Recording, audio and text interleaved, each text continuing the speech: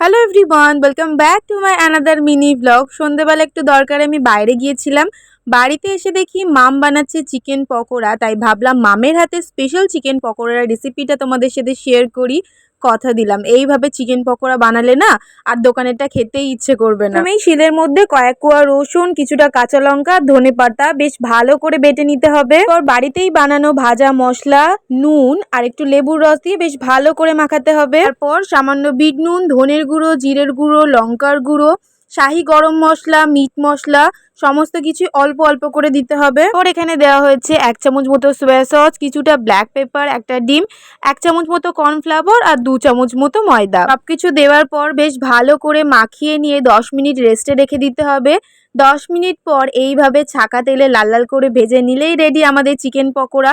অবশ্যই কিন্তু চিকেন পকোড়া ভাজার সময় গ্যাসটা লো ফ্লেমেই রেখো। আর আমাকে জানিও তোমাদের রেসিপিটা কেমন লাগলো।